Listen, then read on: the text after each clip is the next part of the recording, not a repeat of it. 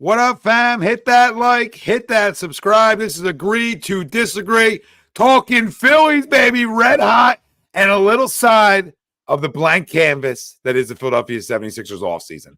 Let's go.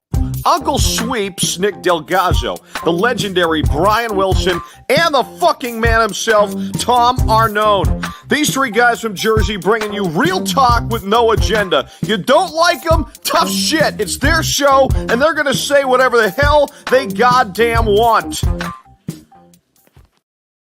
Welcome in, everybody. This is Agree to Disagree, only on A2D Radio. Every Sunday, we are brought to you by our doc, Make Him Yours, Dr. Paul Vidal, Specialized Physical Therapy, LLC, locations in Burlington, Cherry Hill, New Jersey. Find them right on the web, specializedphysicaltherapy.com. As always, Nick Delgado, Greg Milakovic. I'm Tom Arnone. Everybody out there, welcome in, baby, because we'll get into Phils in a second. Crumb of the week at the end of the show.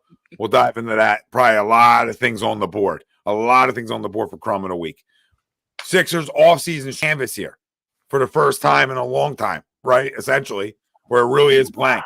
There's $62 million up for grabs. There's a lot of directions this organization can go. And I'm sort of excited to talk about it, even though I'm done with it. It's weird. Like, I'm almost like, oh, it's a breath of fresh air again. So I will get into all the Sixers when we have time at later on in the show. Trea Turner, he lands on the IL. 6 weeks. I was hoping he meant 6 games. Like 6 weeks. You say that again? 6 weeks? All right. So, too. What'd you say? They said at best 6 weeks. At best. So you might be 8. Yeah, no bueno. No bueno for Trea Turner. No, he was red hot too. But hey, good teams pick each other up. 2-0 without Trea Turner, right? And really swinging it too.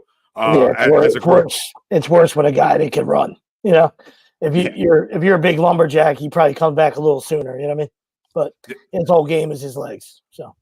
Yep, 6 weeks. So get him right, because it's not the last thing you want with Hammy is you come back and bang, you're back out again. We'll talk about Trea. Alec Bohm extends his hitting streak to 18 games. Dude's on fire. He's out of his mind. He's obviously in the MVP conversation early, and I say that knowing that it's extremely early, but it definitely penciled his name in there, and it's having a ridiculously hot start to the season. It's the kind of hitter he is, though. I'm not telling you he's going on 5 18-game hit streaks throughout the year. I'm just saying this type of hitter he is, and we knew this.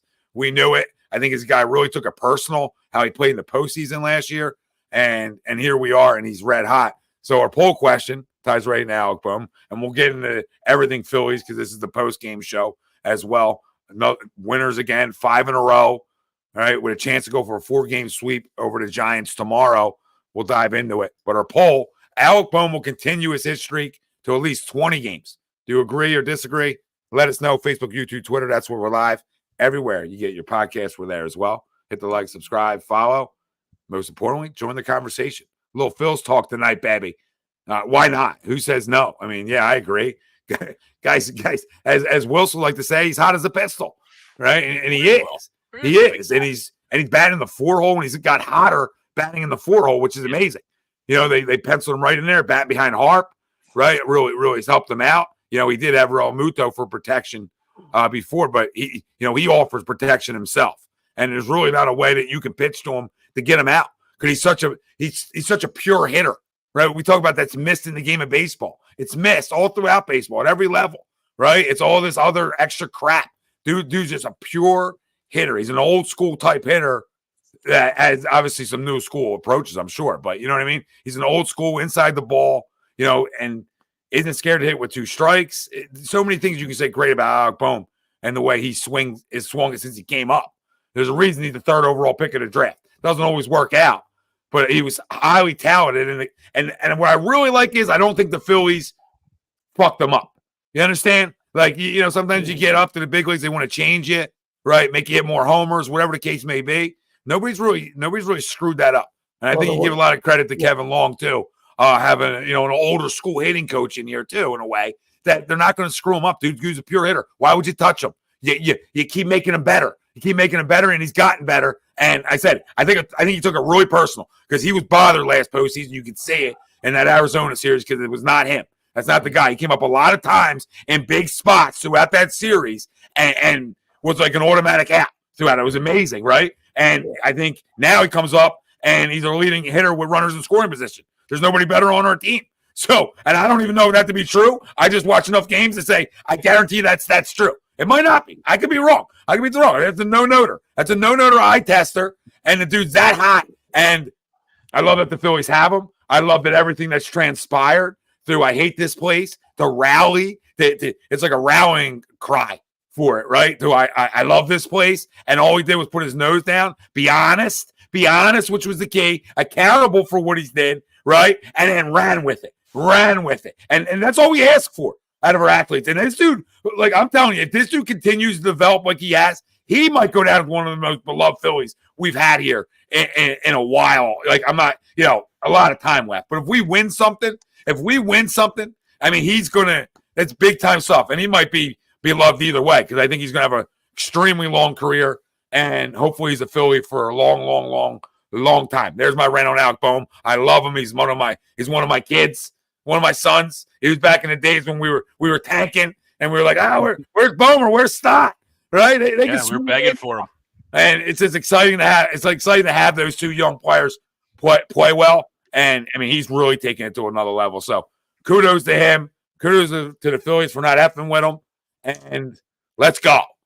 So I agree. Yeah, they did the right thing. He was probably, the best hitter in that draft. And the biggest thing for me is, he was a college hitter.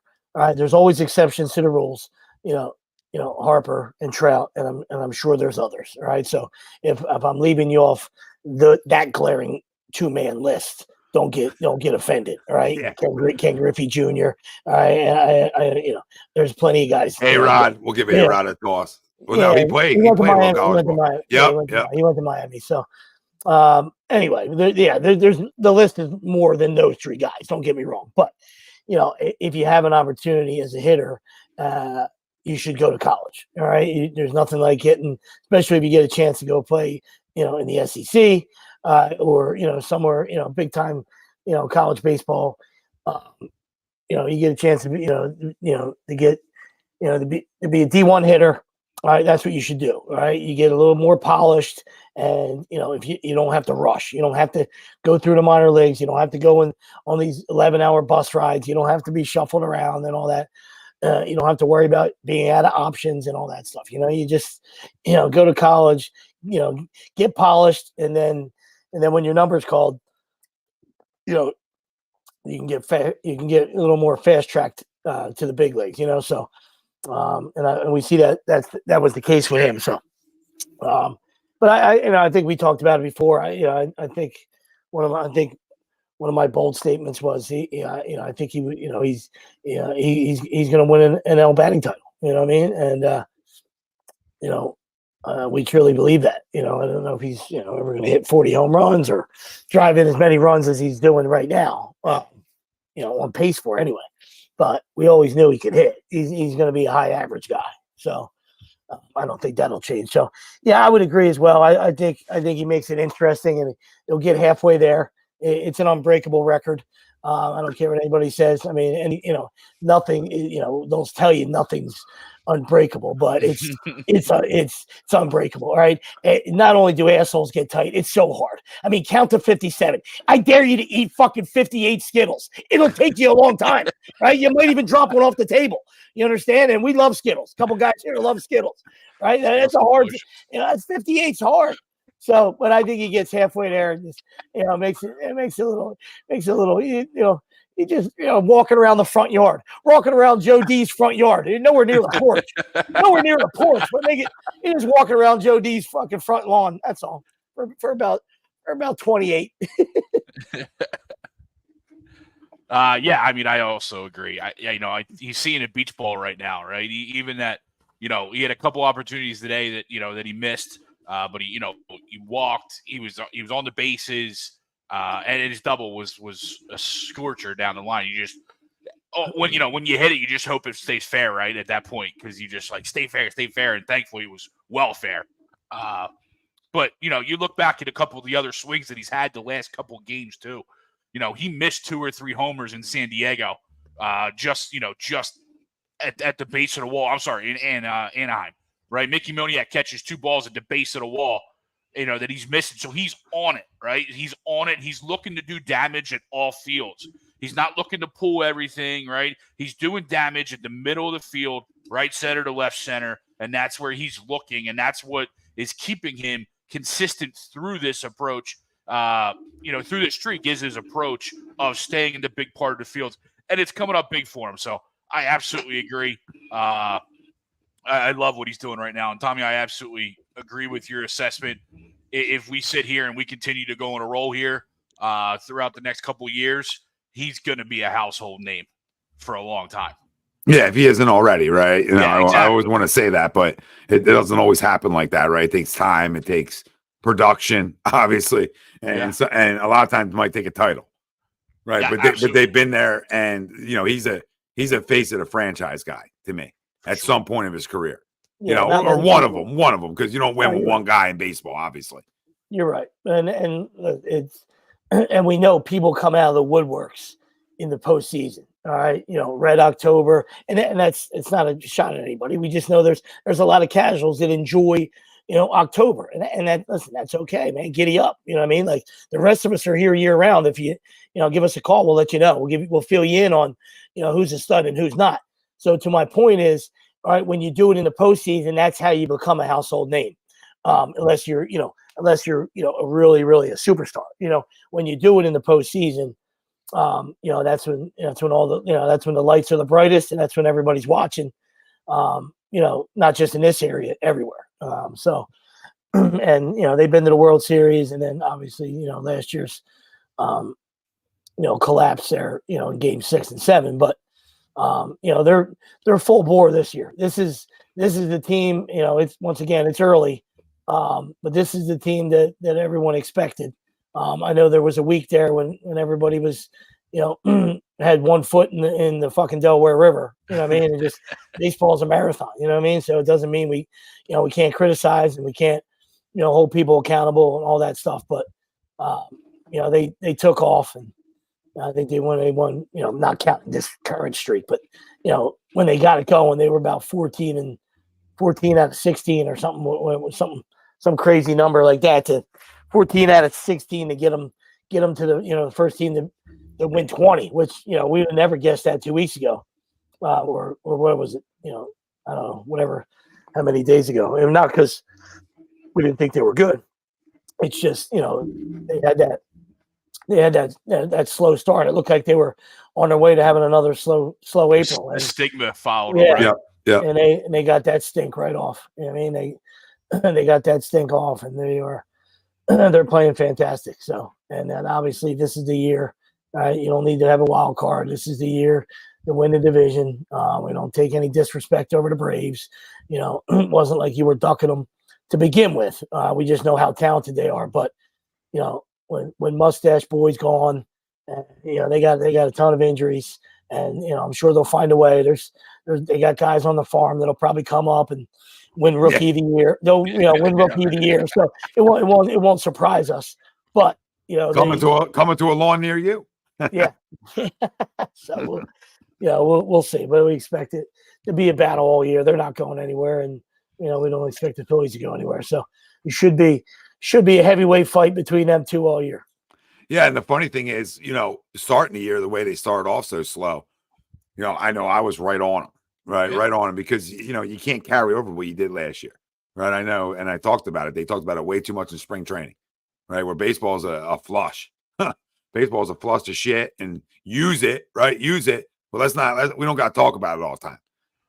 And I feel like they talk about it a little too much. And obviously the question got brought up way too much too, which isn't on them. That just goes to the reporters that are around. But, they turned it around quickly. And obviously winners of 16 out of, I think 16 out of 18 or 16 out of 19. I think it's 16 out of 19. Hold on, I got it right in front of me. They're 16 out of 19, best record in baseball, 9 straight wins at home. Yep. So I don't give a crap. Greg, real quick, I don't care who you're playing, by the way. I don't care. I hate this, right? I'm in Phillies groups, and it's like, oh, they haven't played anybody. What does that even mean? This is Major League Baseball. If you haven't watched, we've played bad teams in years past in April and have flat out stunk and have played down to them or got boat raced at home, played terrible baseball at home in most Aprils. This is a different group. This is a group that I say with some bad intentions, right? They had some bad intentions from last year, and they're coming out here and they're hungry, and you can see that. Obviously the locker room that they have and the leadership they have, and they flipped the switch, right? And they flipped the switch without some of their best guys really swinging it yet, which is even more impressive. So, obviously Harper has his 3-run homer tonight, but before that, he's been struggling. Yep. He's been really struggling. I love what Marsh said too. It was a rock band. Yeah. What was it again? He said, "Stay loose and sexy." Stay loose and sexy. And when they brought that up to Harper post game, I feel like he really wanted to crack up laughing, but he tried to hold it in. But it was a great one, bro. I'm like, dude, let it loose, man. Let it loose. Loosen up a little bit. You know what I mean? Loosen up. It's a great dad joke, right? A great dad joke. But listen, it's a really, really deep team that when you're able to lose a guy like Trea Turner, I'm not telling you you're going to be able to withstand that forever. But it's still really a deep team. And I know somebody said in the chat, like, Sosa will get exposed. No shit. And nobody's going to tell you that, he won't get exposed. But you don't really need him with this lineup. You need him to be really good defensively. That's what you need. If Sosa can be really good defensively, lose a couple baseballs through this stretch, you know how it goes. And they can even, if they wanted to, and I don't know if they will, but they could always move with the second and put Bryson at short if they really wanted to. I don't know if they want to do that. I think if they don't hit enough, they'll probably go that route, right? I think they're going to give Sosa that opportunity, but I'm not saying Witt won't play and Stott won't get some, innings over at short, but, I think they're going to wait till they start failing really to mess where Bryson's at.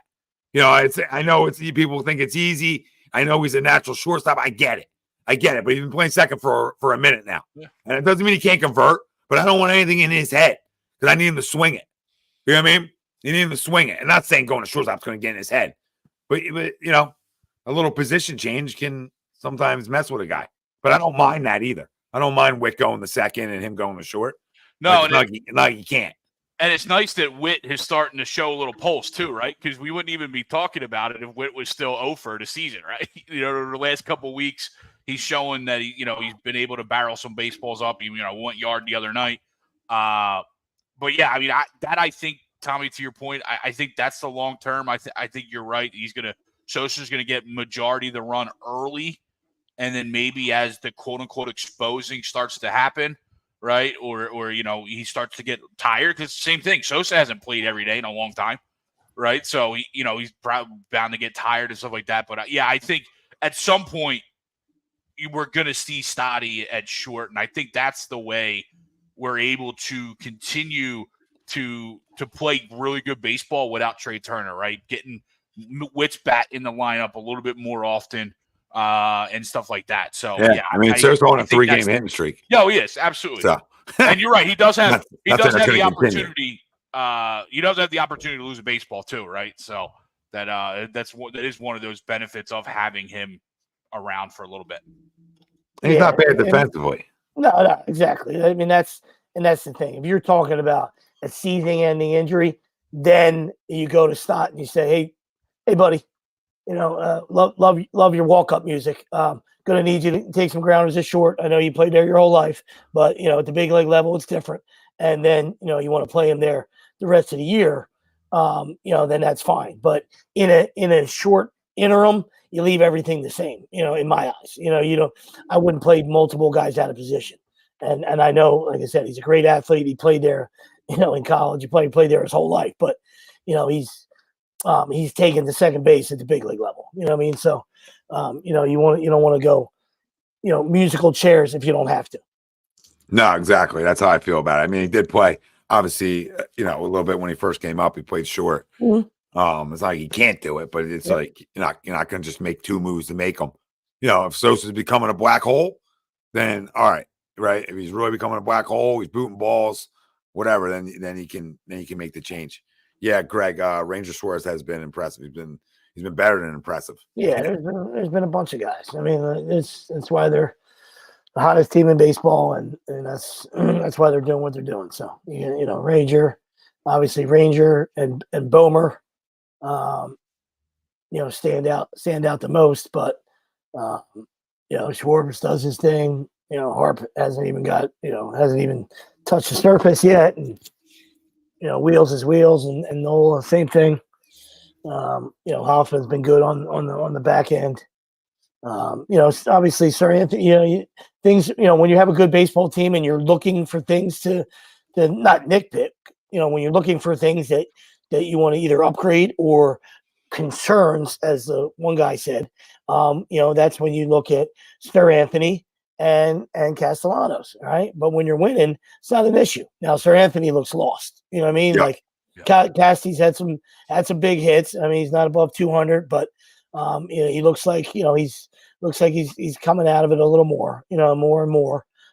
So you expect him to not be in that funk all year. But again, great clubhouse guy. They love him. And when you're winning, you don't mess around with it, right?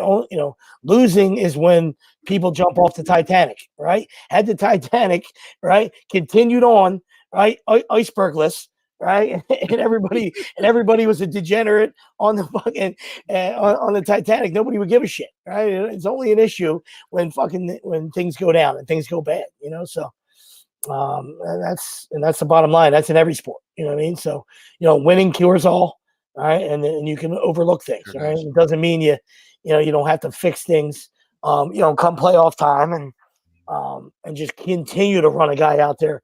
If it gets to June and he's still at 170 and with 5 homers, then it's time. That is time. You know what I mean? And then it's time to start. You know what I mean? But not on May 5th. Yeah, I couldn't agree more. Like, you got to let him try to get out of it a little bit too. Give him time. Because he's a professional hitter. Yeah. Right? He always has been. Yeah. We say a lot about Nick when he starts guessing. Right? He guessed today. He guesses, right? Oh my goodness gracious! I mean, he guessed today and hit one off his shin. I was like, dude, that's like hard to do. Like what you did today is hard to do. Like the foot, it happens all the time to guys. But the shin, like how much did you guess? You guessed fastball, right? And it's like, oh god, I can't get into but. Listen. It's so funny because it's so true. 2-0 count. He's trying to hunt. I love that he hunts, but dude, just relax. You stay inside the baseball better than a lot of guys do. He really does. Like him and Alec really do. He usually does. I mean, that's Nick's MO. When he's going, it's the ball he hit out in Anaheim, right? That's the ball. That's his swing. And for most guys, it is their swing, right? But for him, it gets him going. It gets Harp going. JT, we already know this because he sometimes doesn't get that hip closed. You can just see it watching it live, which is amazing. And I know we're on an angle, but I'm like, there's no way. Like when he's going bad, he don't get his hip closed. He leaks. But I trust Nick to hit enough. And honestly, he plays a really good defensive right field. So again, if he's butchering balls and he's not getting the balls and he's doing those types of things, all right, then you're more inclined to get him out of there. Mm-hmm. But he shows up every day. He wants to play every day. And like we talked about it last week, Greg, like, he's probably a guy who wants to play and to get out of it. Yeah. So, I don't really have a problem with it right now. Yeah. You would hope through the stretch, though, obviously the guessing would end, but he's also a guy that still puts fear in pitchers' heads, though, too, right? They still got to worry about Nick Castellanos. What are you talking about, Julian? All right, the guy carried the Phillies in Braves series. All right, buddy, come on, man. If you're gonna come with right stuff. Appreciate you chiming in. All right, nobody said he was great this year. Right? Was he a monster against the Braves? He was, and he tore shit against the D-backs. That's what we're talking about. He's been up and down, of course. Right? So nobody's advocating for him, but the guy's a professional hitter. Right? He's a great clubhouse guy. Right? So who you gonna run out there? Go ahead, dude. I don't care. Right, but don't tell me he hasn't had big hits. Come on, man. All right, that tells me you're just a casual.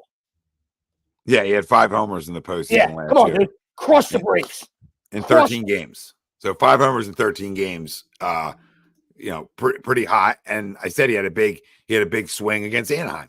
That's all. It wasn't a bunch of big hits. It's just going over some of them. Right. I'm not telling you the guy's playing well right now. Nobody's sitting here saying like, oh, he's out of his mind. Right? Like, you can't ever take him out of the lineup. Nobody's saying that. Nobody's saying that. But he had a hit today, right? If you look over his last stretch, right? He was 3 for 4 in that Angels game. Okay, and he had 0 for 4, 1 for 4 today. Okay, with a ribby. So I'm not telling you he's crushing it, but he, like Sweep said, he's starting to put together some better ABs. Not saying, not crowning them either. No. Right? He's still about 186, but he's a guy you trust in that when he gets going, he's going to get going for a month or two, and he's going to be red hot, and it's going to rise. Just like Trea did last year. It's not going to continue all year. And it's almost a good thing that you don't have everybody hitting and you're 20, 24, and 11, right? Because if you have everybody hitting, you're like, uh-oh, because somebody's going to stop, right? Somebody's going to slow down. So, like, take it for what it is right now and know you gotten away with this with Stott really not hitting a ton, Nick, and Bryce. So there's three guys and that haven't really hit a ton yet, and you're the best team in baseball right now. So, I mean, think about what we're talking about. So we can be picky. Like we said, Sir Anthony's not good enough right now, but the rest of that bullpen is picking it up. I mean, Hoffman's been lights out, Jeff Hoffman. So there's guys who have picked up the air quotes slack on the back end of that. So I mean, you're going to have that. You're going to have guys that get off the terrible starts or look lost, right? It's a marathon. I mean, it is the biggest marathon in all sports. So you let some things play out like we talked about. Give me the All-Star break. Give me around the trade deadline, and we'll know what we have and what we don't. And we'll know if we have to move on from stuff or whatever we need to upgrade. Yeah, I mean, think about it. We have 4 regulars, now 3 regulars heading over 250, right? And we have the best record in baseball, right? You got Bomer, Trea Turner, well, now Sosa, but at the time he only has 11 at bats, so you're not really counting that. Marshy and JT. Right? Everybody else is 250 or below, right? Stott 242, Harp 234, and then we have Schwarber 206, Casty 185, Johan 219, right? So half of your lineup is below 250, and we're still finding ways to be the best team in baseball right now. Like, that's something to continue to roll with, and like I was saying, like, Casty still, despite his guessing and his just absolutely sometimes atrocious at bats, still projects fear in pitchers, right? He showed why in Anaheim, right? That's a huge home run.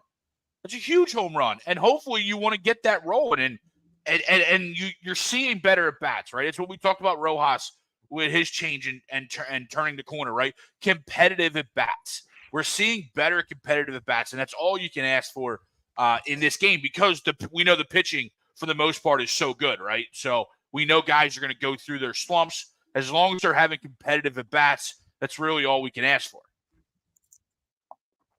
Yeah, absolutely. And like I said, we said it a week ago. Hey, it's time for Uncle Rob to maybe rest. Give him a day off too. So we're the same guys that said that too. So I mean, like I said, we're always gonna keep it. We're gonna keep it as real as we can. You know what I mean? Like it's just, it is what it is. They're playing well. So that's what happens when you're playing well. Guys tend to stay missionary and not make changes. Yeah, Julian, I would say like a week ago, I was agreeing with you, right? About him, getting a day down, letting him breathe, seeing it from a different angle, whatever. But like he's turned the corner a little bit. So now you ride it for a second. And if he, has a couple more offers, then maybe you have that conversation for a game. Not against it. You know what I mean? Not against it at all.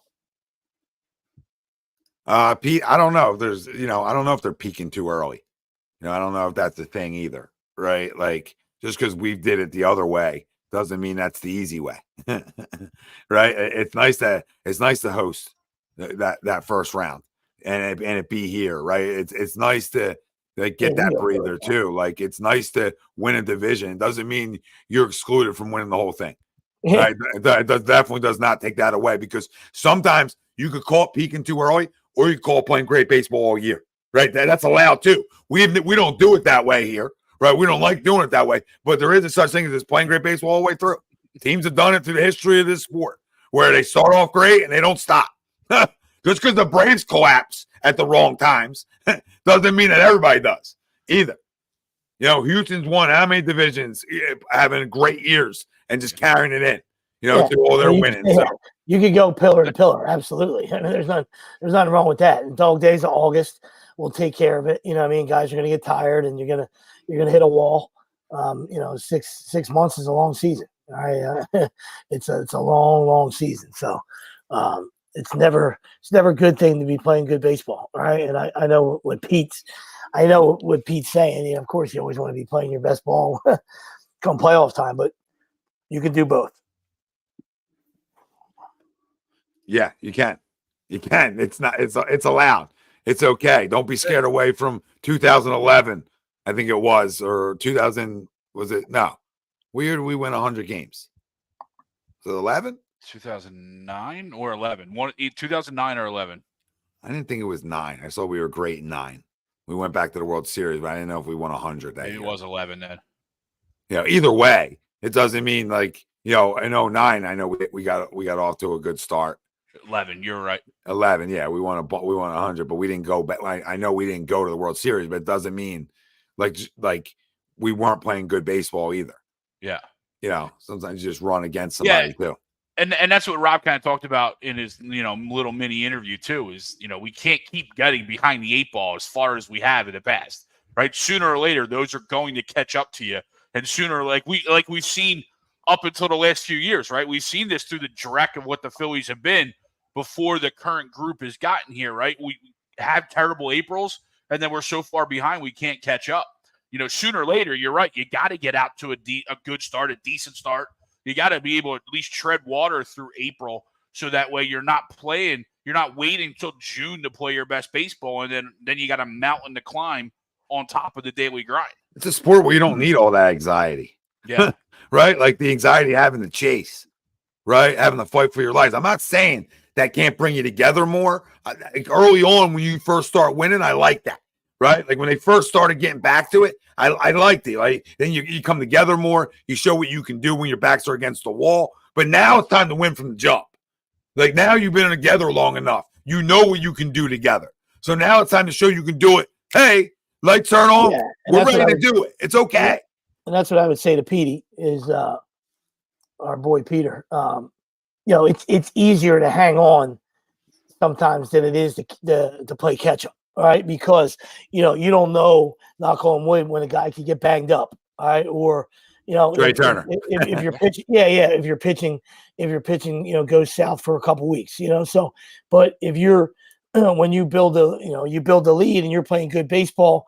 And everybody's got confidence, and then you're finding ways to win without a guy like Trea, and trying to hold the fort down, as opposed to, getting somebody injured in August, or September, So I understand.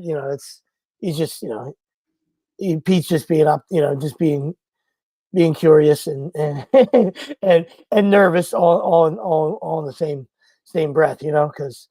Like you said, you want to be rolling in October, but the train can keep going. The train could be full bore all year. There's no reason it can't be. Is that true? 33 to the last 55, or 35 to the last 55 on the road? I think so. I mean, that can be a rallying cry too. Right, rallying call, whatever you want to call it. I feel like they've been home for a while now. Yeah. But the key of all that is 9 straight at home. So you're taking care of that early because you have to. There's that other side of it too, right? If you don't take care of that early and you got 35 to 55 on the road at the end of the year, I don't know whether we're going to survive that, because now you're asking for a lot, right? If you're playing from behind at that point in the year too, and you got a lot to make up, and you're on the road that much, and you don't get the home cooking, you don't get your own bed. Sometimes that isn't the best thing either. So you got to win these games, especially against the competition you're playing. You got to take care of it. And what I liked is, putting your foot on people's throats, right? And they're doing that. When you know you're better than somebody, like it's easy to know it. You got to come out and prove it. Right, you got to go put your foot on people's throats. You got to show you how good of a baseball team you are. That doesn't get penalized. Like, I don't know why that's ever a penalty. I know when it comes to the Eagles, we essentially penalized it the one year, and they went through a Super Bowl, right? So I mean, I'm not here to penalize it in baseball. Now, you want to penalize it in the sports where you play a sport like football where you play 17 games and you got the weakest schedule. Okay, if you want to, I don't do it, but if you would like to, be my guest. In this sport. Man, not an everyday game. Not a sport you play every day. It doesn't matter. Does not matter if you got the Oakland A's rolling in for 10 in a row. It doesn't matter. You got to go beat them 10 in a row. Great teams go do that. The average teams play to it, and the bad teams really play down to it, right?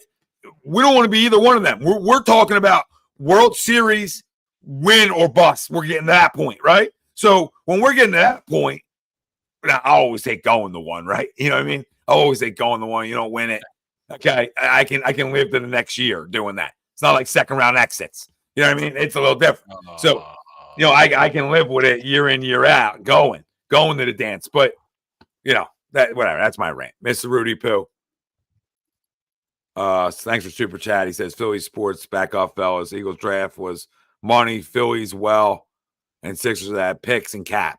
Don't give me hope. We had a guy develop Bell palsy. Yeah, we did. What's up, Mr. Rudy? What up, Rudy? Mr. Rudy Poo.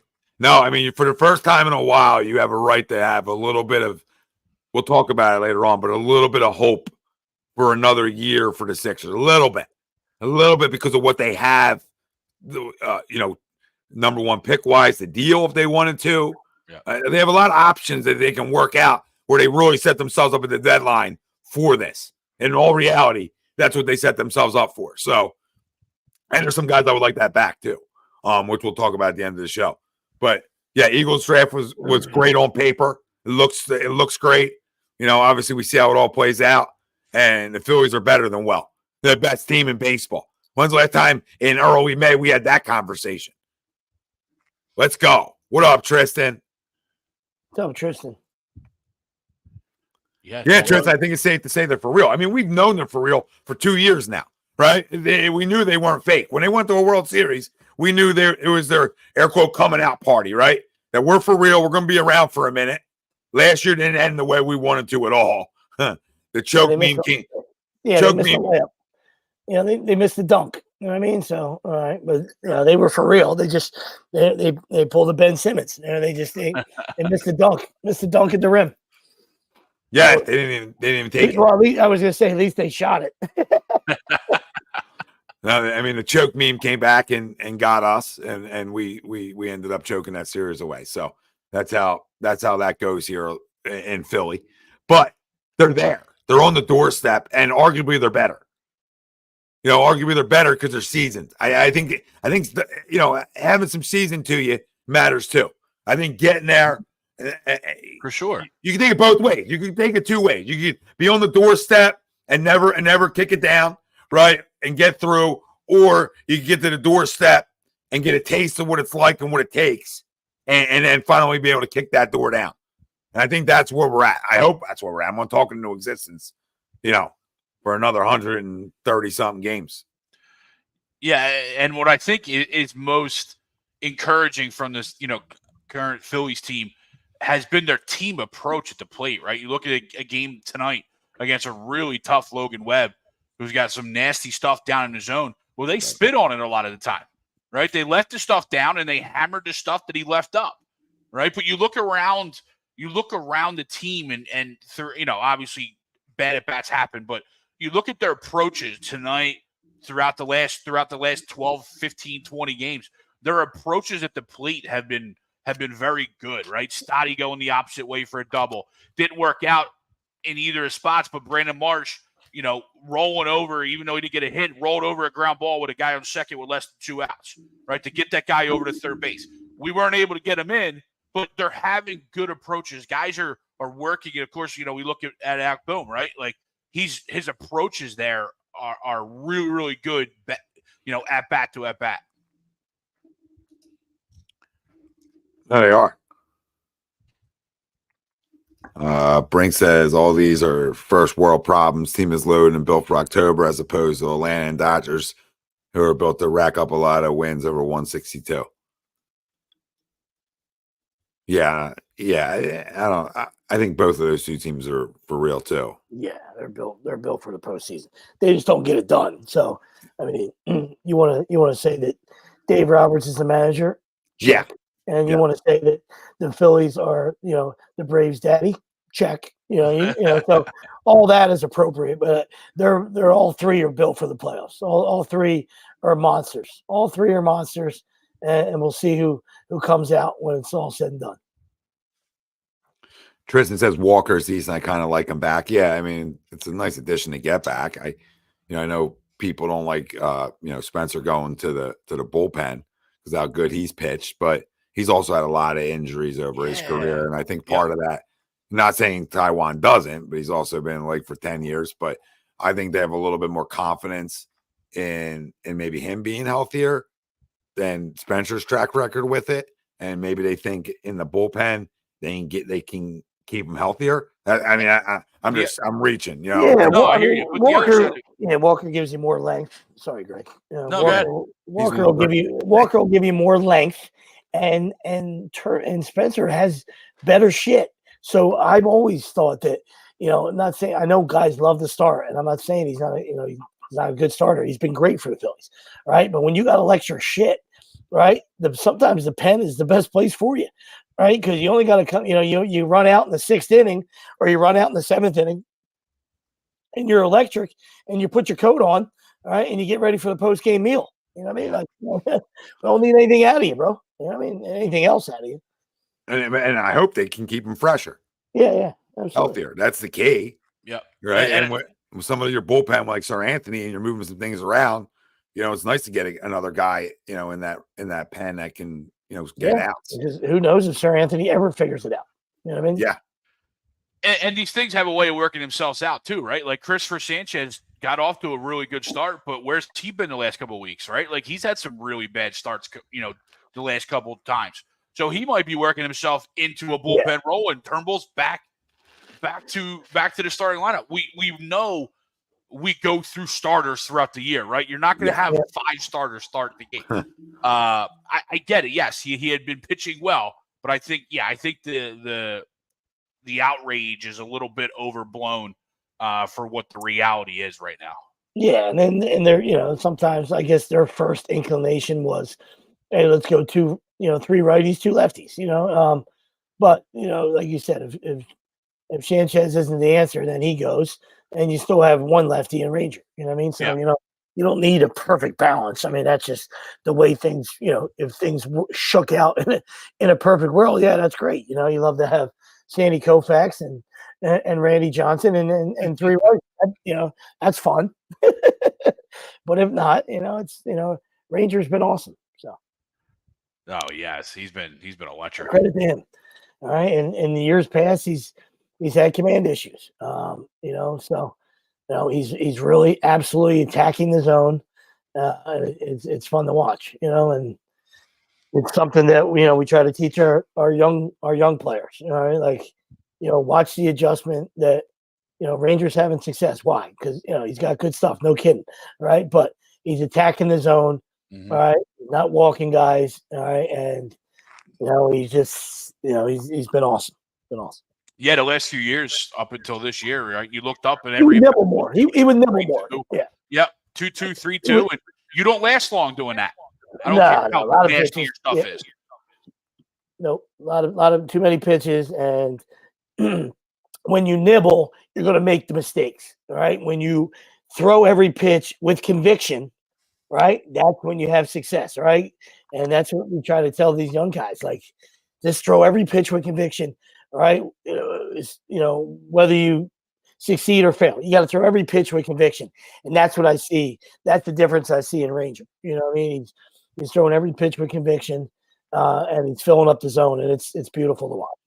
No, yeah, Greg, you said it right. I mean, everything was a nibble fest. Mm-hmm. And he was like scared to attack. He didn't trust his stuff, and you can see it, but he is fun to watch. He works so fast. Yeah. And then when you live in the zone and in the pitch clock era, right, and you work fast and you're just freaking filling it up. I mean, listen, your defense wants to play for you. Nobody wants to play behind a fucking guy that's a tomato can that's walking 8-9 guys, dude.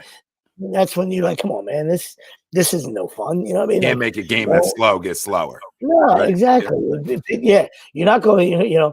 Exactly, 100%, bro. Like they can speed it up all you want. You're not gonna. You're just gonna speed up. You can speed it the the stuff around. You're not going to speed up the action.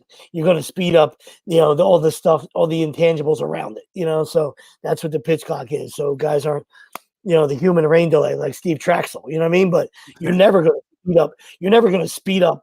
You're never going to speed the game up. You know what I mean? Like unless you get guys out and you make pitches and you make plays. That's just. I know you said the pitchers, and you execute. You execute. You know what I mean? So you're not going to, as much as people love the fast games. Yeah, the fast games aren't because of the play clock. It's because guys are executing. You know what I mean? Like, you see a bunch of 10 games with teamwork, and 20 hits. It's going to take 4 hours too.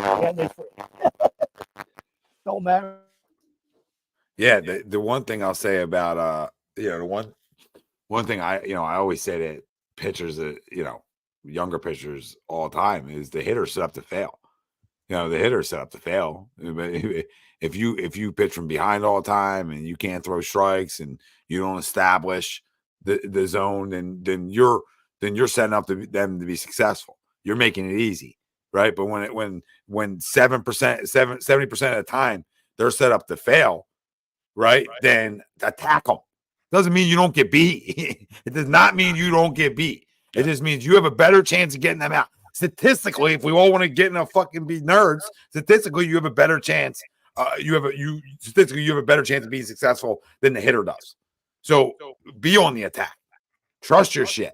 Easier said than done. I get it, but doesn't mean because you attack the zone you don't get shelled. I'm not saying that because obviously hitters are getting paid too. But even at the big league level, with big league stuff, man, attack. Attack the zone. You pitch from behind, you're 3-1 counts all day. You're set up to get smacked all around. It's the hardest activity to do in all sports. Excuse me. So you can have the prettiest swing. You can have, your mechanics can be flawless, and it takes a half a second timing to be off. All right, guy changes speed on you, whatever, and the club head drags, or you get the club head out too early, and you roll over, and you get into a double play, like. That's why, you don't see guys hitting 500, 400 in the big leagues. It ain't easy. And they're the best in the world. So how can we expect, young kids to do that, Yeah, exactly. And yeah, me, Metal Mike, he's taking an elite step. I mean, yeah, Cy Young conversation and all that kind of stuff if it continues throughout the year. And he says, how much on okay, sorry, you said Ranger a bunch of times. Love it, man. We just kind of gave him we kind of praised him. We kind of just praised him. Yeah, is one of Greg's favorite words. Yeah. A lot of glazed donuts going on the last couple of minutes. We glazed the shit out of them. So glazed up. Ron Jeremy's type. All right, so let's get into some Sixers talk. It's enough, Phils, unless we want to run over their next set. Well, I was just going to throw out their next couple. So we got a wraparound tomorrow against the Giants. I want to say 49ers. Wheeler goes tomorrow versus who is that? Black. Mason Black. Okay. He'll no-hit us. Then we go 2 in Toronto. The aforementioned Rangers. No, it's Christopher Sanchez. Sorry, versus Jose Barrios, and then Nola versus Chris Bassett. Off day Thursday, and then next weekend in Miami, Turnbull, Suarez, and then probably Walker in Miami. Yeah, in Miami. Yep. So 6 games next week. So what are they doing? 6 man? How does Turnbull get a start? Yeah, well, he's scheduled to start right now, but it does come off of an off day, so I'm sure they could switch that up. But yeah, it's scheduled right now as a start. I got you. Maybe they'll give it a little bit more breathers. Yeah, I thought I heard watching over the weekend. The start today with Walker was going to depend, I think, what happened next week. If Walker didn't have it, they were going to use Turnbull, to back him up, or Sanchez, vice versa. So that's the way it's working out right now. But yeah, I think they did move him to the bullpen. So who knows how they're going to use him early part of the week.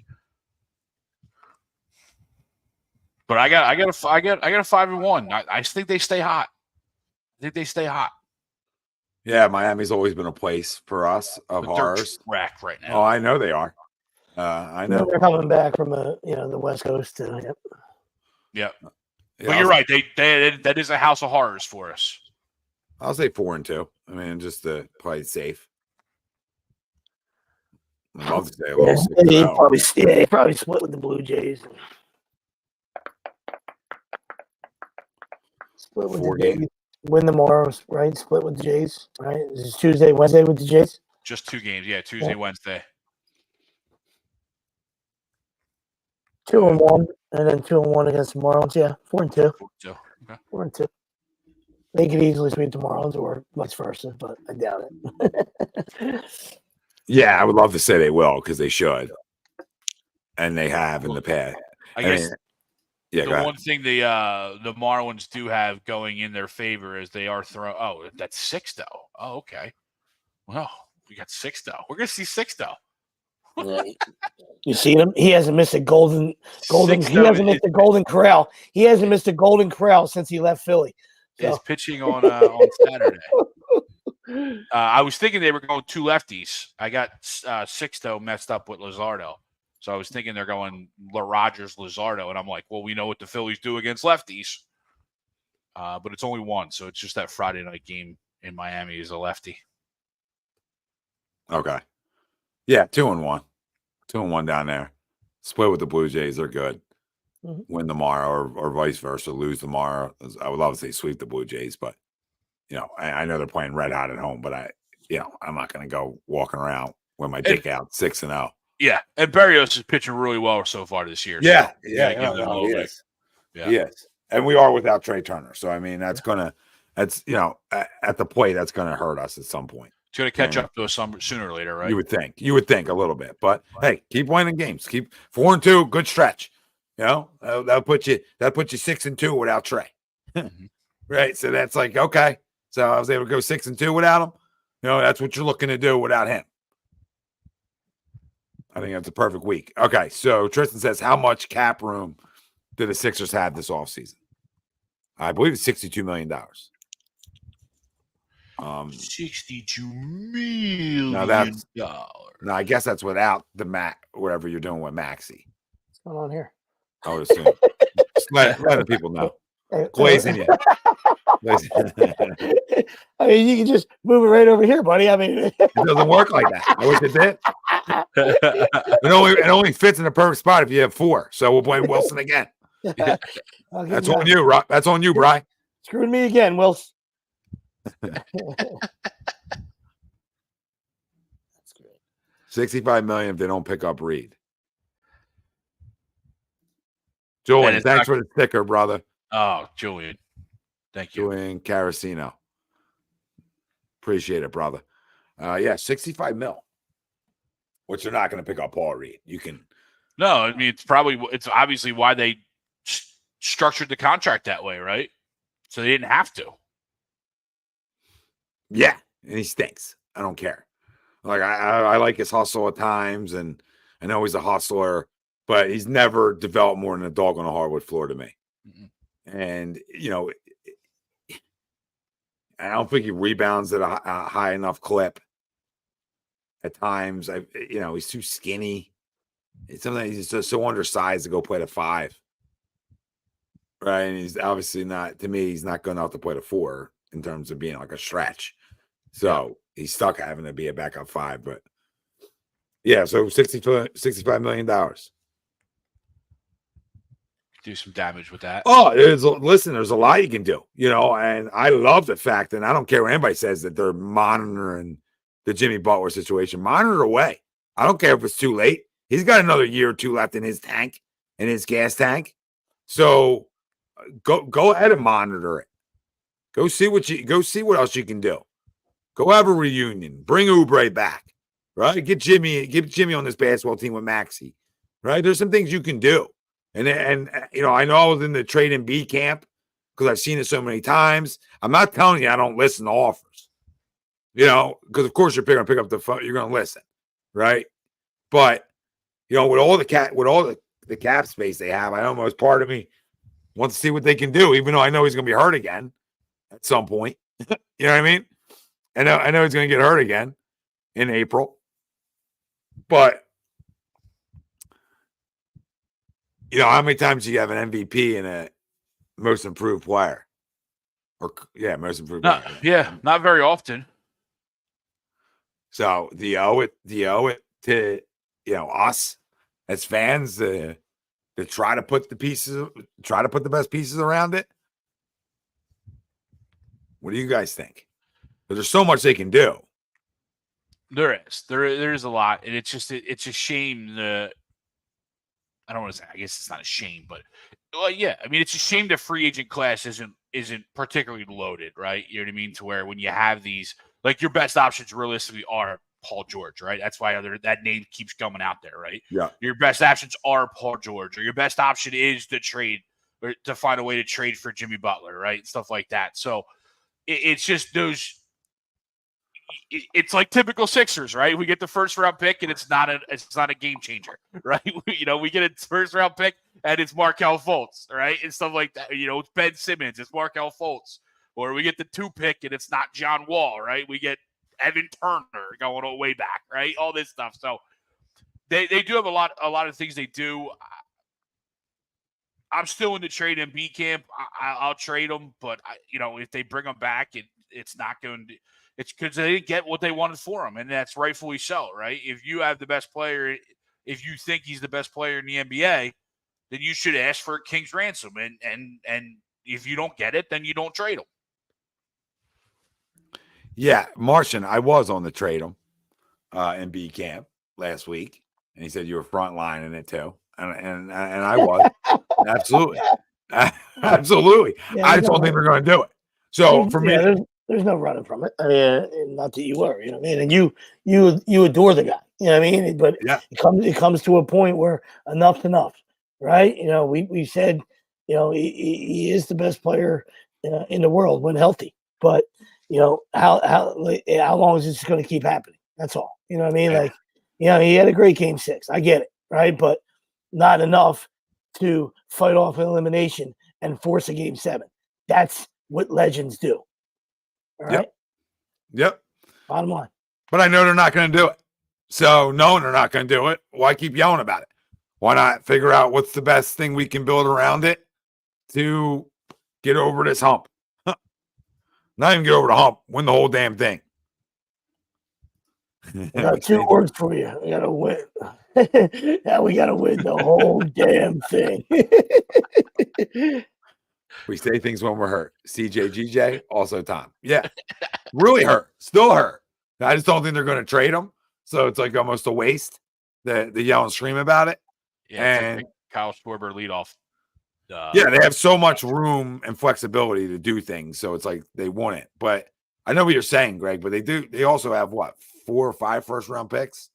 Coming up, yeah. Coming up that they can, they can move some of those. So but then, no, you're absolutely right, and obviously in today's NBA, that's just as good, as good collateral as anything, right? But sooner or later, you do need those picks to use them, right? You know what I mean? Like, you got to be able to use those picks sooner or later too. Yep. Yes. So in a salary cap world, those picks, regardless of where they fall, sooner or later, sometime have to hit.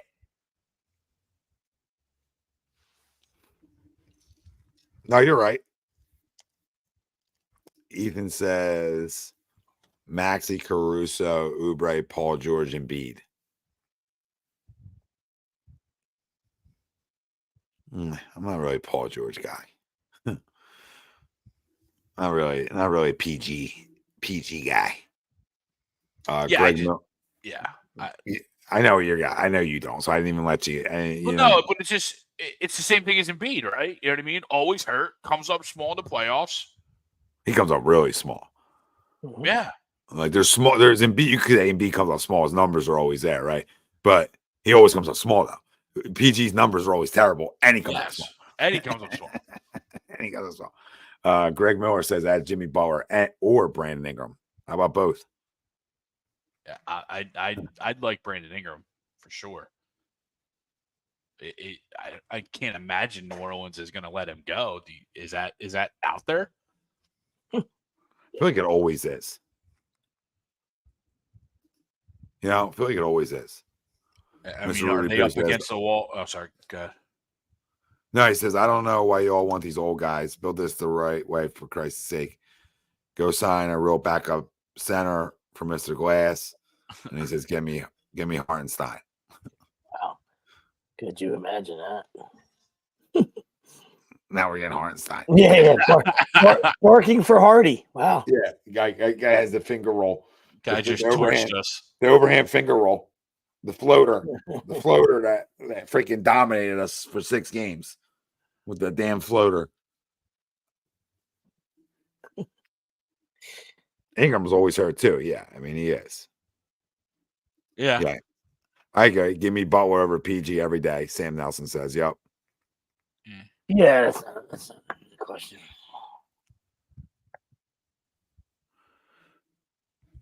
It's a great one. Eric, I know it's Eric, right? That's one we talked about last year or at the deadline. Yeah, Tom. Like that to me is a no-brainer one. Get him away from Trae Young. Yep. Get him away from Trae Young. It gives you a really good young backcourt. Go ahead. Go ahead. I have no problem with that one. I would actually tell you to go do that one. That's probably one of the best options out there. And you have the picks that they would want. That's the key. You have some picks to give them, right? I don't know what DeJounte Murray's contract looks like right now, but I like it. I think he's. I want to say no. He's definitely not an expired. Make sure Toby never plays another second for us. But he's also got some size to put next to Maxey, right? You know what I mean? Yeah. Yes, and please never again Tobias. Yeah, that's what I mean. I don't care what else you do. You know what I mean? Like, I mean, of course I care, but I'm saying like the number one thing for me is to never see Toby in a Sixers uniform again. That's it. You know what I mean? Like, and we gave him his flowers when he deserved it, which was few and far between in his tenure here. And we crushed him, and we know how the NBA is. Every contract is monopoly money. It's not our money, so it is what it is. But embarrassing. All right, that was our max. That was embarrassing that he's a max player. All right, and just unbelievable. What he did in his tenure here. So I speak for everybody. We've seen enough. That's it. His salary jumps big time. So he jumps to $25 million next year. Yeah, I knew DeJounte was getting paid. Yeah, 27 and 25, 29 and 26, and then a player option for 31 and 27. Now, that's not obviously we have the cap space that we can go do that, but I think what that does is that limits what potentially goes back to Atlanta, especially if we're taking all that cap, right? You know what I mean? Although I don't know that we can make a trade right now unless we do a sign and trade with a bunch of guys. Toby. Wow, Toby's contract's over. Right, but in the NBA you have to match money. No, his contract's over. Yeah, but we don't have anybody to trade for him. He's got 4 years left on his deal, so you need to trade somebody to there.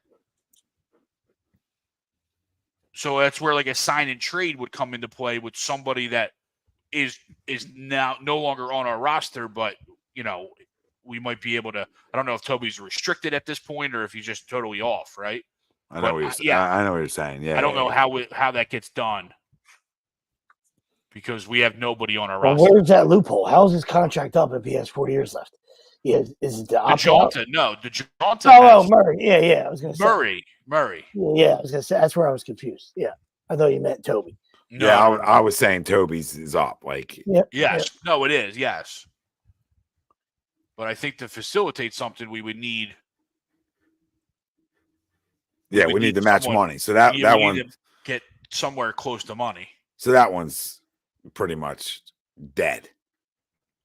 Yeah, that's all. Yeah, and that I think is where, having that blank canvas of a roster kind of almost comes back to hurt you a little bit, is because you're then up against a wall to try and facilitate trades. Now, obviously not impossible.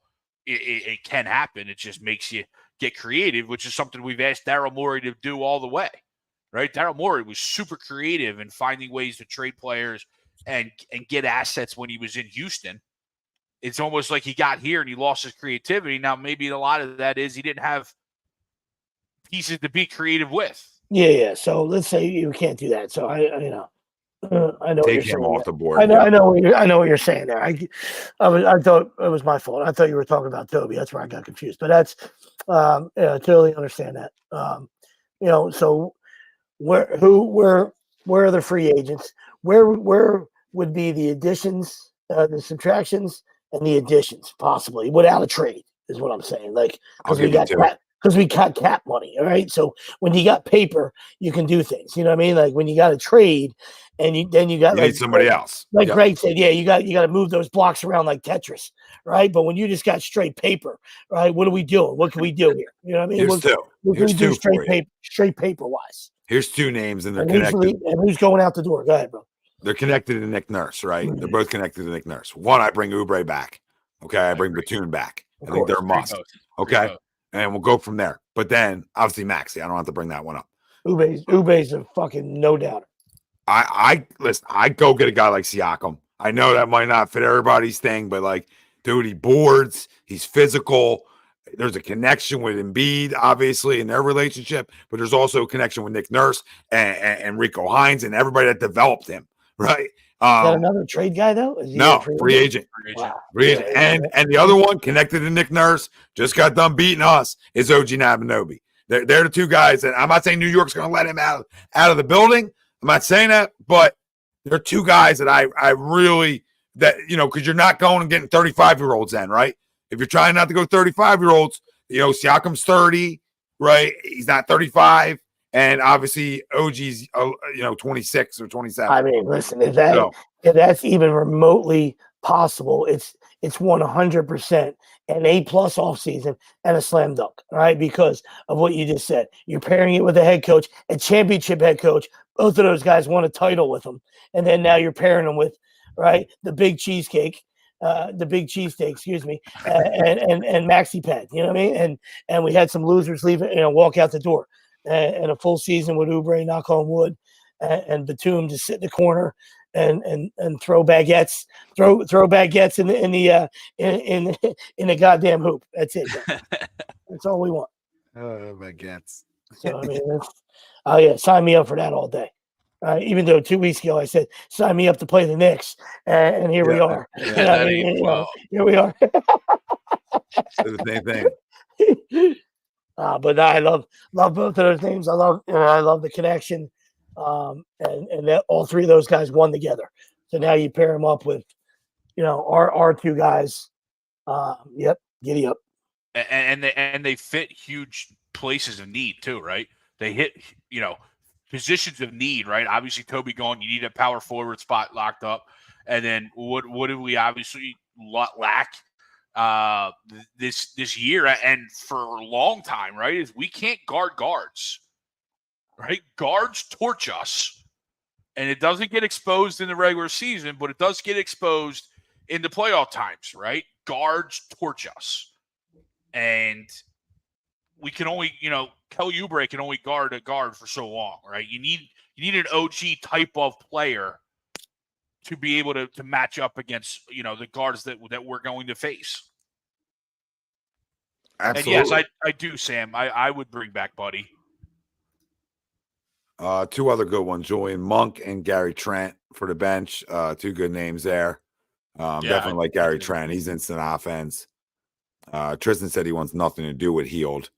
I'm not against it for the right. I can see that, Tristan. Yeah. Tristan, I'm not I was, when it happened, I was like, out loud. So yeah, when it happened, I was like, yeah, man, I loved it, and I thought, and he also played well his first couple games, and then, he disappeared as well, and then in the playoffs, he couldn't throw it in the Hudson River, so. Yeah. For the right price, I'm open to bring him back. Right. It's all got to be the right price. Right. You give him a guy a full year here. I'm open to it. Yeah. It depends what else is out there too. Like if he's the best option, with some of those bench pieces and he wants to be here and he's not trying to get a ton of money. Right. That's a big part of it too. Is he trying to win? Is he depends what he wants. Right. Depends what he wants. Same with Oubre. Right. Oubre bet on himself this year. I think he's obviously going to make more money than he did this year. I think he'll probably see himself in a 3 or 4 year deal, but that's a guy I got to get inked up. That might be the guy I ink up as soon as, as soon as it opens up and I'm going to ink somebody. Yeah. Yeah. I'm inking him immediately before he even gets out the door. I'm not crowning him. I just think he's a good player and he's young and, obviously, rebounds well. I feel like he has some toughness and can shoot the 3 and get his own shot too, which I think is important.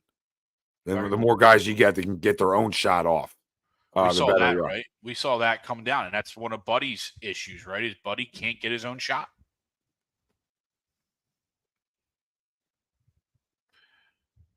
So Mr. Rudy says, thanks for Super Chat, brother. He says, re-sign Maxey, Oubre, Batum, free agents, Drummond, Toppin, Tyus Jones, Derrick Jones Jr., and draft Tristan the Silva. Number 16, no pandemic pay or old man Jimmy. Where did he go? That name sounds super familiar. But I'm not mad about anything you just did there. Drummond, I like. I'm not going to crown Andre Drummond, but he's Colorado. A border. Yeah, Colorado. And Toppin boards. Toppin has really developed his game. Has developed his game a lot more. Tyus Jones, good name. Yeah, I mean, not bad names. I don't know if that puts us over the top, but they're good names. The Silva, he's a Colorado guy. He's a good year. Yeah. Good player. Yeah, I don't think Oubre's going back to a bad team either, unless they overpay him. And Max is going to continue to go, Tristan. That's the biggest thing about all this is Max has gotten better every year. So I even expect another jump out of him next year. So build around it, right? Keep building around him too while you're building around both of them. That's a great thing. You don't have to reset it when you have a guy like him. Right. You don't have to reset it. Now you're trying to look for the pieces to put around it. Because Joel's going to miss games. So now you got to do a good job of putting these things around him when he does to be able to sustain it. This year it seemed like everybody got hurt at once too. We had a bunch of guys out at once. Yeah.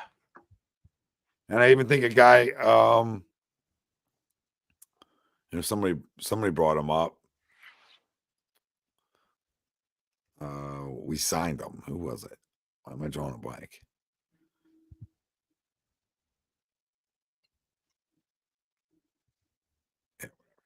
Ricky Council. Yeah. I think Ricky's going to get some bench minutes still next year, I would think. Mm-hmm. So that's all you have signed. Yeah, it's right now. Technically, it's Joel and Ricky Council. Right, there's your deals. Obviously, you have Maxey, but he's technically not signed yet.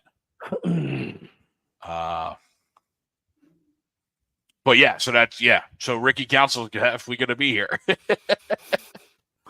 Yeah, I don't know if Clay's on vet minimum talk yet, but he's probably closer to it than not. I mean, he might be. I like Clay. I mean, I think sometimes, guys get that second wind and, not second wind, but, and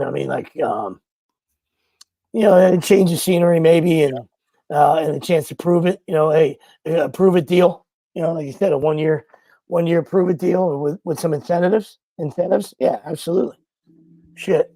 He can still make 7 threes. I tell you that. Is that me? Yeah, he definitely can. I don't know if I was echoing. Ethan says trade a first rounder for Caruso. Not a Caruso guy? No, right. Just not a first rounder. Not a first rounder. Yeah. No, I like the idea of a Caruso or somewhat of that ilk, right? But just not a first rounder for it. That's all. Yeah. He was definitely one of those names where you hoped that you were able to find a way to get him at the deadline. Yeah, if he was truly available. Yep, I agree. Yeah, and that's kind of like the other hot name that people were throwing out there, Lauri Markkanen and stuff like that. Yeah, Martian, that's too thick. That's too rich for our blood. No thanks. You know what I mean? Yeah. Like how available truly is Markkanen, right? You know what I mean? Is Lauri Markkanen. I love the name. Would absolutely be bananas if we were able to get him, but it comes down to like how available really is he really? Would you sing the song? I get Utah isn't good, but they didn't trade him at the deadline. Would you sing the song, or would you go BANANA? BANANA. I couldn't even forget about singing. I was having trouble spelling it there. So. That's sometimes how I do spell it. I sing the song. I know I can figure it out. I wasn't going to be the one to come out and start singing that one. No. Tom didn't pass 6th grade. Yep. Yeah. Are you smarter than a 5th grader? Fuck no. Nope. Not here. That was fun.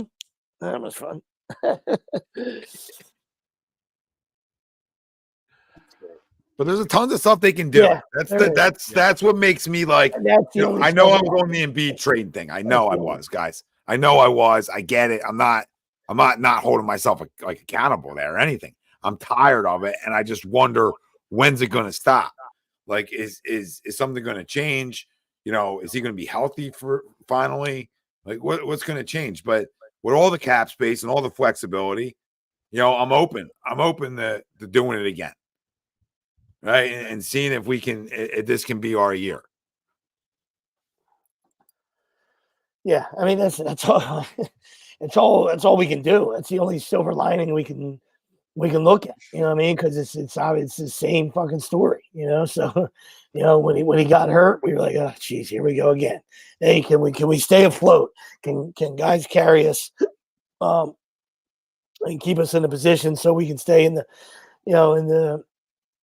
3 to 6 range, and that didn't happen. So then we're like, well, he's back, and we're not a true 7 seed, and we're gonna win our playing game, which we did, and we get the Knicks. Oh my God, sign me up! And to their credit, obviously we took a shit. So this is I put this at our feet, but I also don't.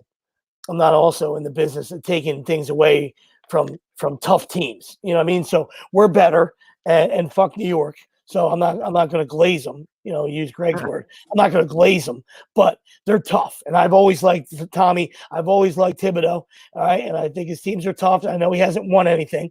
So people say like, "What do you love about him?" I like they play defense. I like that they're tough. You know what I mean? And I love Brunson to Greg's chagrin. And you know what I mean? So that's. That being said, we're not supposed to lose that series. Correct. Sorry. Yep. I'm glad you said it because I was probably going to come off with here. No. Because I agree with you. They weren't the better team. They just played harder. Yep. Yeah, but I also think they've been building that for a second. Yeah. Right, where Nick is building that, right, or attempting to, because I thought we played harder than we ever have, for the most part. You had to. For the most part. I know you have to, but you don't have to. Well, yeah. Like this is the first series we actually showed toughness in 10 years. So that's I hear you. I individually, I would, I mean, as a, yes, they had their moments, and probably overall, you're right. But I mean, I know we spit the hook back in whatever that game. What was it? Game 2? The referees and all that stuff.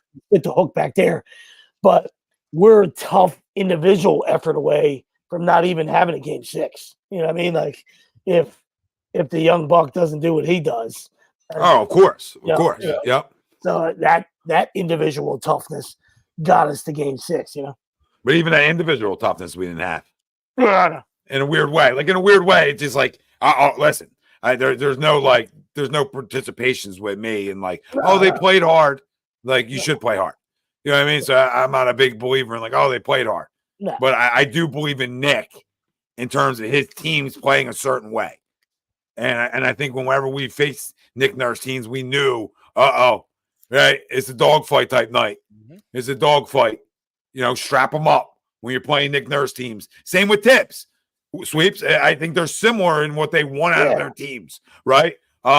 Nick's won something because he's had a Kawhi, right? Tibbs has had a Kawhi. He had a Derrick Rose for a minute, and he had Jimmy Butler, obviously, and he had some things to say to Jimmy today. And there was probably, and like I said, and I understand why, Greg is a little, gets a little pissed at the Brunson thing, because it was, and there's no excuses. I don't blame referees, but there was an absolute clear discrepancy how the game was called for Brunson and Maxey, right? Maxey got absolutely fucking eaten up like it was fucking arena basketball, right? And Brunson got every touch foul, all right? And so that's what that's the what ifs and the leave you pissed off, in a game that ends, in a series in a series that was a hard fought battle, and and to lose like that, what I mean? And that's what I didn't like, you don't want to take anything away from Brunson, that's fine,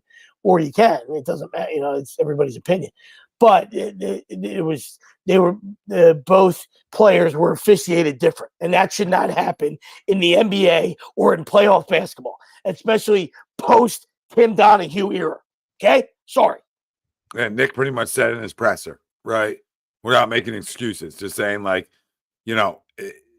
see it called one way down there, and we got a guy that's going in hard, going in aggressive, not shying away from the contact, and getting absolutely mugged per se, and never getting the calls. I mean, the fact that he shot 4 goddamn 3 throws in Game 6 when I know that should be at least double digits, because we ain't talking about we're not talking about a run-of-the-mill player. We're talking about a rising all-star, an all-star in this league, most improved player. Like, you're talking about a guy that's a young up-and-coming air quote star, and after what he did in Game 5, which makes it even more horrific.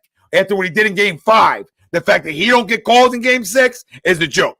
That's a joke. That tells me there's rigness involved. I'm not saying that's why we lost, but that tells me that the NBA still has their fingerprints on who they want to win and who they don't, because they have that control. Unlike any other sport, when they're able to make a call, because a call can be a 5-point swing. It has swings to it.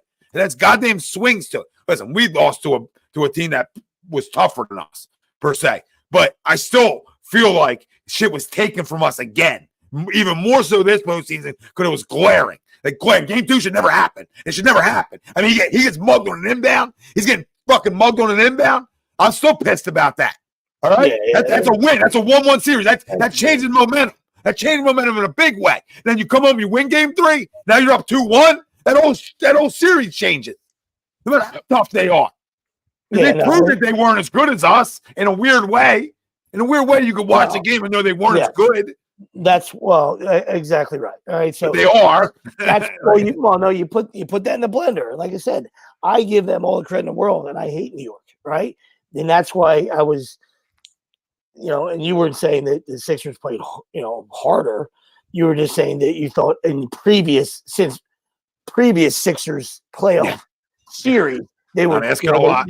They played harder than they did before, which, yes, it's like being the tallest midget in the circus, or being the smallest person in the circus, right? But to take the referee thing out, that was so glaring, right? Then when you talk about the stuff that we have a chance to put our imprint on, we got out toughed on the glass. We got out rebounded. We got the offensive rebound discrepancy was a joke and embarrassing. All right. And the second chance points in this whole series was lopsided. And that's where the series was lost. Besides, the debatable, referee play. Yeah, no. You're spot on with all that. And that's where effort comes in. And that's where, that's where we talk about. That's why we talk about toughness and effort and passion. That's what defense and offensive rebounds are. All right. Effort, passion, and want to. Right. And we didn't have it. And that's why we're going fishing. Absolutely. Yeah, Mr. Rudy Poo says we let a 6'4" Josh Hart average 14 rebounds a game we deserve to lose. Absolutely. Yeah, and I know that's who he is. You're not a ghost member, Bill. I think you want the whatever you want. What's up, Bill? We're talking about something. He says, question, even if they did move Embiid, do you see them letting him be traded in the East? I think they would send him to the West. Yeah, most likely. But yeah, they're not again, New York. Yeah, you gotta get the best. Well, you can get best back for him, and I don't know if that deal's out there, right? So you run it back per se, and you try to add as much firepower around it that you can sustain a loss for a minute, or you can sustain him not air quote being your number one option. Yeah, you got to get 3 monsters because the minute we know that. I mean, it's not Captain Obvious. I'm just saying the minute he touches down somewhere else, he will play 82 fucking games a year for 4 straight seasons. Right? You can book that. Right? So we got to get 3 monsters, 4 monsters back, a first round pick, something. All right, to ease our pain because we know what's going to happen. I can tell you. It'll be 3 straight MVPs with 81 games played. Yeah. Yep. And a title. Yep. So incredible. Yep, absolutely. I would love the Baldy, Bill. I would love Baldy. And yeah, I was adamant on not wanting to see this story again because I feel like I know how it ends. But I also said the same thing Sweep said. I know if we trade him, I know what's going to happen. but I'm okay with that if it's the right deal. I can wrap my head around it if it's the right deal, and you're not getting Jeff Hornacek and Tim Perry, right? And the next Michael Jordan, Tim Perry, wearing 23. That was the only good thing he wore number 23. But that being said, I'm not trying to trade arguably the best player in the league. I need the best player in the league to change his story. Right. And his story can only be changed by him being healthy. Are we a better team than the Knicks? Yeah. When he's healthy. That's the bet with Brad Ryer. Right. When he's healthy, we're better. But the conversation is he's never there. He's never healthy enough when we need him to be his healthiest. Right. And that's why I really need guys like Siakam. Right. Guys that can take the load off, man. Like I need guys who can board, who can get physical in there. If he can't, like I need that. I need it. I'm not saying it's got to be Siakam, but that's what I need. Like, I don't want PJ Tuckers. I don't want guys who are running around getting cardio in. I want guys who can score it. I want guys that have skill sets. And it starts with guys who can create their own damn shots because that's the most important thing in this league. Then it obviously comes to rebounding, right? And playing defense. Right? If you're going to build this is why it's nice to have the blank canvas because if it's Nick Nurse, I can get my kind of guys. If you want energy and toughness, Nick, go get him. And if Joel's a squid in the fourth quarter in games because he's dead tired or hurt, whatever it is, well, you have enough toughness to go around that you can mask it. Yeah, that's what you got to do then. That's the best canvas to have, right? Especially, that gives you that college basketball feel. You know what I mean? When you can go pick your guys, that's how you build your culture. You know what I mean? So I know it's not that easy at the professional level. There's a lot of things that go into it, right? But if you can get those glue guys, go get them, right? And then they not just like you said, not just cardio guys. I'm talking about glue guys that have won in this league. That's huge. Yep. And Tristan, you're right. Tristan, this is part of it. He said, I know he was hurt and he was dealing with Bell's palsy, but to me, Embiid showed some bad body language in games. I don't know how you guys feel. I feel the same way. Absolutely. All right. And that's why I need a million guys with skill sets and toughness around him. Right. Because I'm not saying you're going to mask it, but I think as this goes on, Tyrese Maxey will be your number one option as this continues. And he is in the fourth quarter. I mean, that's a given throughout this year. His fourth quarter points are up there with some of the best in the league. And that's just going unnoticed this year. And that's closing time. And he's been really good in the fourth. And Embiid dominates the first and second in the league, right? Like points per quarter. It's Embiid first or third quarter. It might be the first and third, right? And Maxey has the fourth. It's something like that. Maxey definitely has the fourth. Embiid has the first and second or first and third. either way, he's dominating for 2 straight quarters, right? But then you have your closing time because it's a guard league. And I didn't buy into this before, but your offense can run through your big man in the fourth, but you got to get your guards got to win you games in the fourth. It becomes guard play in the fourth quarter. Well, that's it's how we stayed alive. You know, 7 straight 7-1 run by him to get us, to a game 6. So I agree with you, Tristan. Body language sucked. Blaming the fans after one game. I mean, just stupid shit. That's what losers do, right? And right now, big fella, you're a loser, and you got to change your own.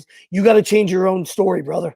Right? And we're looking at the camera, man, and we're challenging you, brother. We're challenging because we know how talented you are. All right, generational talent, and put all that aside. You got to change. You got to change your story, man.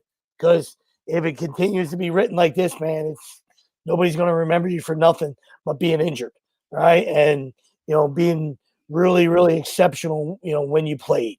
All right. And, coming up small in the postseason. That's what you're going to remember, right? What do you want your legacy to be, big fella? Come on, man. Yeah, and I agree. Bill, to a point, he said, don't worry, he's never going to be healthy. He may never be, right? And he said, never has. And when the one time he was in the bubble, it didn't make a difference. You don't get healthier. Listen, Bill, anything you want to say revisionist with Joel, I won't buy into because his game has gotten better every year. So, the injuries, no. But the game itself, you cannot deny it. I mean, him and Maxey talked about it up at on the podium after game 6. You want to come back and get better every year because you see what this guy does. If you bring up something to Joel about getting better, then he comes back and gets better at it. Now, can you get better at staying healthy? Hardest one you ever have to get better at. Yeah. Hardest one you ever have to overcome. Here it is. And I want to believe it. Like, of course I do, because he's that generational. If he's on the court and healthy in a postseason, dude, good luck. I say it every year, good luck, but it never is. And, the other thing is, Mr. Rudy says, you can rip the Band-Aid off now, Tom. His knees are cooked. I get all that. But okay, if I rip it off, what do I get? This is what I've been saying all postseason. This is what I've been saying since it ended. You got to tell me both. What's my blank canvas look like? And what's the deal look like? Right? And then let me make a decision. Right? Then I can make a decision on what I would want to do. Now, if you're getting me like, I'll just use some player. You get me Chet. You're going there and you're getting me Chet and you're getting me, give me some other guys that match money that I really like. Right? Maybe we're having a conversation and first round picks. Okay. Maybe I can buy into it. I'm getting younger. I have hope still. I'm getting a talented young player. Maybe another one. I'm getting picks. Again, I got to see it all, right? I'm not saying I do that. I'm just making a point. There's like, you got to give me deals that let me make my mind up. Like the more I think about Bam and Hero, no, I'm good. If it's Bam and a million picks, okay, maybe, and something else. But I can't just get picks. I need stars, and Bam's not a star, right? He's just a really good player. He's not a star. That doesn't do it for me, right? So like. I need more. What are the deals that are out there? What could you get? Right? You went to Memphis. What are you going to get me? Jared Jackson? Jaren Jackson? Jaren. Yeah. Jaren. Okay. And what? Bane and what? A million picks? Maybe.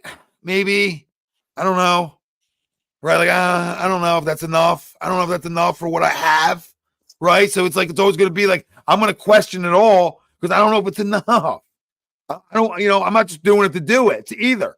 So there's this fine line you're at right now. Because you can't just do it to do it. That's Barkley talk, right? You got to do it if it's a king's ransom, where you're like, holy shit. Like, I'm better tomorrow. I'm just as good. And I'm younger. That's the only way you can do it. Is if you're just as good in your eyes and you're younger. That's it. Then I do it. Then I do it. No matter how much I love them, then I do it. But if I'm not getting better and younger, or if I'm not getting at least like younger with the hope to be better, and then how do I do it? How do I do it? You got to sell it because them as a franchise, they got to sell it to sell tickets, and you better get some young pieces back that can help you sell around Maxey. Then it's the only way you do it.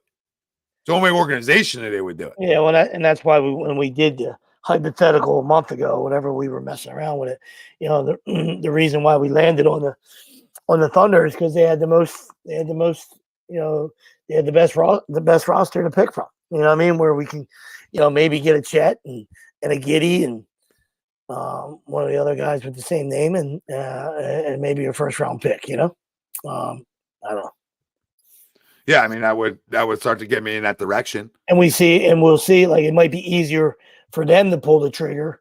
Let's say it's Thunder and Nuggets in the Western Conference Finals, and then the Joker eats them up. And then they say, all right, well, we need to throw up the bat signal, and we got to do something here. You know what I mean? Because, and they're not in the business. They probably don't want to subtract either. But when you add the big fella, if he stays healthy, that's an upgrade for them. Yeah, Mr. Rudy Poo, thanks for another super chat. You are the best. He said, Bede as a loser, stank, dude moves around, constant 4 or 5 fast breaks, ugly basketball and all. But his bull crap, I love New York, sealed the deal for me. Yeah, I wasn't a big fan of that. Yeah. When you're talking about a house there and you love New York and all this shit, shut up. That's why you're my crumb of the week. Should have never been said. You're the villain, bro. That's the enemy.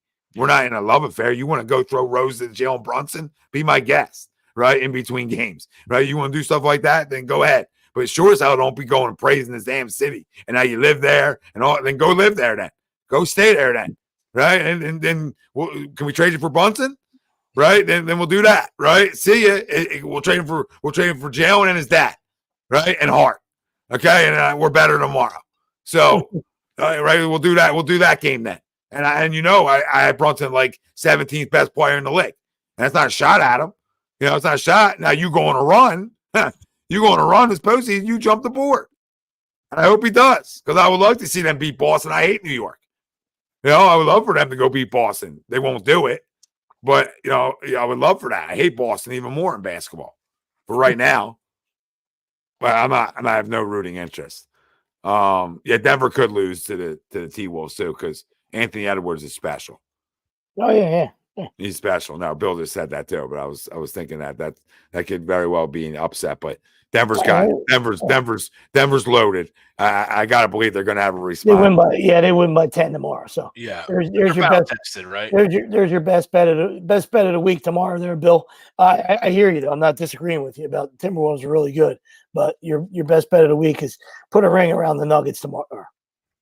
I do. Yeah, sorry, I don't want to switch back real quick, but I will real fast. Slayer says, I think he's more Kawhi than Harden. I don't question Embiid's toughness and competitiveness, because if he was that type of guy, he would have left a long time ago. He just has to stay healthy. And I think it's a combo, right? I think that I don't question it, because he doesn't have to play. He didn't have to come back, right, this year. He didn't have to, right? He didn't have to come back, and he did. He didn't have to play after he went down, right? He had to come back in. So I'm not going to question the toughness side of it, right? Like, you're going to look like you mope at times too when you are hurt. Yeah. Like, that's a given. It's got to be fair to that, right? We got to be fair. If you're gimping around, you're going to look like you're moping, even if you're not. And I've always thought big guys could look like they're moping more than a small guy does, right? They're just bigger, right? You got to mope to them sometimes. They got to slouch, a slunch, or whatever, a little. And he's the product of who he is, right? So the cameras are always on him. Right, Tobias can run up and down the floor and mope around, and no one's keying in on Tobias Harris. Right, they're always keying in on everything Joel does. And I'm not saying Rudy's wrong in his assessment either. I'm not saying that, but I think I'm more on the Slayer side. That I don't question the competitiveness. It's hard to question that, right? But I'll question it at times. Though it's definitely questionable at times. There's definitely times where your eyes are like, whoa. That's not a good look. You can't say it's not either, right? But, he does play through a lot too. So, I'll give him that. But there's times where he's fine and he still looks like he's moping. Yeah. So, I get it. And Harden's a loser. We saw that again. So it's nice that Darryl got out of that one. It actually is. We won that trade. Yeah. Won that trade because we cleared out all this cap space. Imagine if we were left with him, right? I mean, well, no, it's amazing. Like we're in the best spot we've been in years, and it's exciting. It really is. It's a good time to be here under the circumstances, or given the circumstances. All right, there's my crumb. That's it. That's all I got. Did you? Yeah, Greg. Well, I just want to check because I don't think I've been on for 2 weeks. Did anybody kill the Falcons last week? Probably. No, we didn't. Yeah.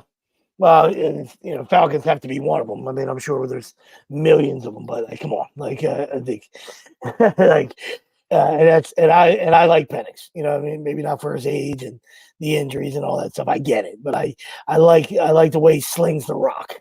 Put it that way. I mean, but 8th overall pick. I mean, come on, Falcons, you got to be better. You sign Cousins. Yeah, just. Wow. I mean, Cousins was stunned. He couldn't believe it. Even if Penix is your top quarterback on your draft board and you love him, you can get him in the second round. The 4 guys went, right? Or nobody else was going, right? Bo Nix would have went to the Broncos. They would have took Bo Nix. They weren't going to take Penix, right? So the guys in front of you would have went. The Penix would have been hanging out, in the second, third round, waiting to be picked, right? So. It just, I know it was talked about. So teams that think they're the smartest are the ones that end up not being, and that's what that was. That's not reading the board. That's not reading how things shaked out, right? Because that's what you have to do. You have to read the board, and the board told you everything you need to know, and you could get the rest of your team help. You know what I mean? Like, how do you not help the rest of your team? Like it's just. It's crazy to me, even if the dude if Kirk Cousins stays completely healthy and this dude has to hold a clipboard for 4 years, he'll be 28. It's like Chris Winkie. It's like Chris Winkie shit. It's wild, but the bad organization can do what bad organizations do, right? And you get a chance to trade out of that, get into the 20s, still take them, and then take them there, and then acquire a bunch of other picks and fill out a bunch of other needs. Second round, third round, you could have got a lot. But what you did. Anything but what you did. Could have got a ton. You could have got a ton for that pick, a ton. And the fact that they use it there when they're in win now mode. When you go and sign a guy like Kirk Cousins, you're in win now mode. Yeah. You're not in get through it. Get a project. Yeah. Or maybe not a project, but no, but you're right. Absolutely. You don't. The guy's not going to play. That's all it is. It doesn't matter who it is. Doesn't matter what position. If you have a bookend right tackle and you draft one at 8, like you're smart and he's not going to play and you're ready to win, like, okay, what are you doing? Yeah. Unless the guy's 34, then I get it. Now, Cousins is older. He's coming off an Achilles injury. I get it in terms of that. But you could have got Penix later. Don't sign him then. Like if you got that much concern about Captain Kirk, then don't sign him. Or just trade out. Or just trade out. Exactly. I mean, nobody would say anything. Yeah, you diagrammed it perfect for them. They did neither of that. You know what I mean? But like if you knew where you were at 8, you knew Penix would have been sitting there. You don't have to sign Cousins. You can go sign other glaring needs. You could take Penix at 8. Like you ain't the Packers, babe. Nobody will crucify you, and then you can play Penix from day one. Go ahead, man. Like you ain't the Packers. If you love them, Packers. You ain't the Packers drafting Rodgers when you had Favre, or drafting Jordan Love when you had Rodgers. It wasn't the bottom of the first round. I know. You're not even the Packers though. Like you're not even doing like the Packers. Packers got crushed for it. The Packers got crushed for it both times. Yeah. Right? And it ended up being the right thing. But the same conversation was like, how do you not try to give Rodgers a piece? How do you not do that? And it's that. And same conversation. So you're going to get crushed for it later, but do it later. You don't get crushed as bad because you can justify, especially if you trade out. If you trade out of the 8, the things you're getting back. Like what a moron organization.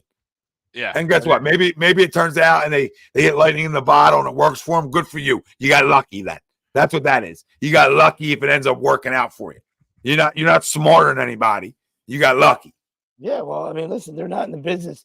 I mean, we know they're stupid, but, money talks. You know what I mean? So they're not going to waste the money on Kirk. They're going to have to try to move him. Let's just say Penix has an unbelievable camp, and he's spinning it around, and he's dropping it in buckets 80 yards down the field, and they're all excited. They want to play him. Then you still got to do something.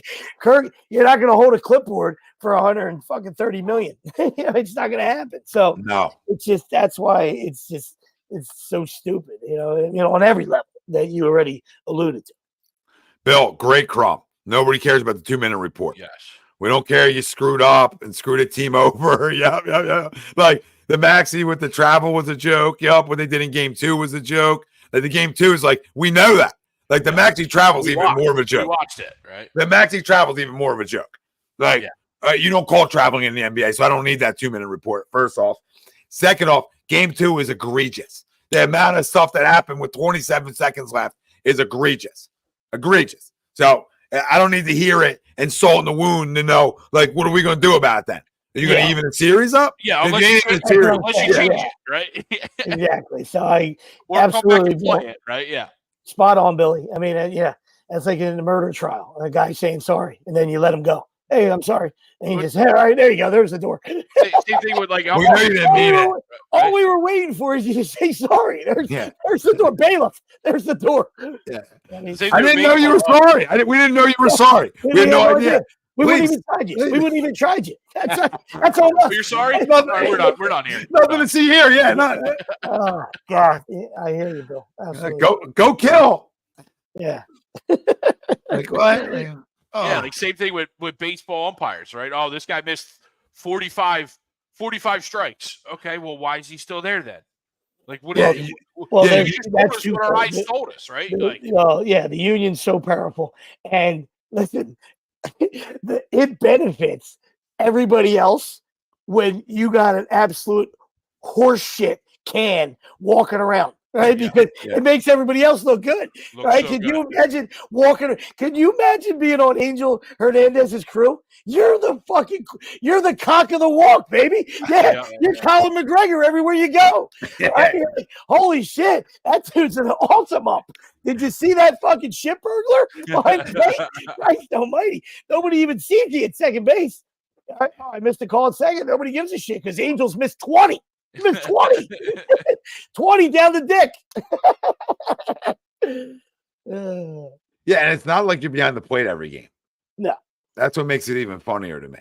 Yeah. Like, it's one thing if you got 7 days a week back there and you're like, oh, God. Yeah. This is where. Yeah. Yeah. But, like, you're back there, once, twice a week. Twice a week, right? You're pretty much back there. Oh, yeah. He should have been bought out years ago. I mean, talk about the proverbial, take your dog to the fucking farm. Like he should have been taken to the Rainbow Bridge a long time ago. Oh yeah. I saw something come out though too. Like a couple of weeks ago, they were talking like after he was really brutal against. I think it was with that Wyatt Langford at bat. I think that was him. And like. His other guys were like they said the other umpires around him, they love him to death. He said they're like, oh, he's a great guy, but they want him around, like they need him to stick around. So he's obviously not going anywhere. That's what I'm telling you, buddy. It's crazy. Yeah, it is. It is funny. I also want to crumb something else too before Greg goes. Yeah, sure. Go ahead. I think he retired today, or he retired over the last few days. Josh Donaldson, when did he retire? Recently, or announced that nobody cares. But I want to make a point about something. So, you watched a lot of guys that were leg kick guys have gone away from it, and you've watched their numbers go sky high, right? And I just want for leg kick it doesn't mean it doesn't work for guys, but he wanted to pound that down everybody's throat. Right, like he created hitting. Josh Donaldson created hitting. Guys like Shohei. You look at even Brandon Marsh. Right, if you look at the difference, you guys want to talk about exit velo. His exit velo was up like at least like 10 miles an hour. Hardest hits. Yeah, his contact rate's up 10%, which is gigantic. Okay, which is gigantic if you really think about it. And his batting average is up like 200 points since he got here. And when in his first stance with a leg kick. Compared to with a little stride, right? With a little stride, foot down, go, just cleaner, easier, and it just goes to show you. That's all. It just goes to show you, Josh. That's why I said simple works too. That's why I said nobody cares because that day, in my eyes and your eyes and a lot of people's eyes, he became a villain that day. All right, because he looked in the camera like he was some kind of big shot, and he was I think he might have won an MVP or he had a couple good seasons in Toronto. or in Oakland, then he went to Toronto, whatever. Right. So he was a young guy that was playing the game the right way, and he just happened to look in the camera and talk launch angle, to 10-year-olds. All right, and you wonder why he became a villain. Yep, exactly. Yep. So just wanted to loser that guy on the way out. Absolutely. Thanks, Josh. Yeah, he's always a good loser. Again, not that there's guys that you can leg kick, and get the work too. There's plenty of those guys too. But listen, whatever, like you said, different things work for different guys. So that was the point of why he didn't need to say what he did that day when he said it. You know what I mean? Fire. Leave kids alone. They're 10 and 11-year-old kids. Leave them alone. Right? So quit. What do you say? Stop. Don't listen to him. Don't listen to them. Don't listen to your coaches. That's what he said. That's Thanks, good Josh. advice. That's good advice. Right? Without the countless volunteers, right, there is no Little League. Right? I mean, how would you like that to happen?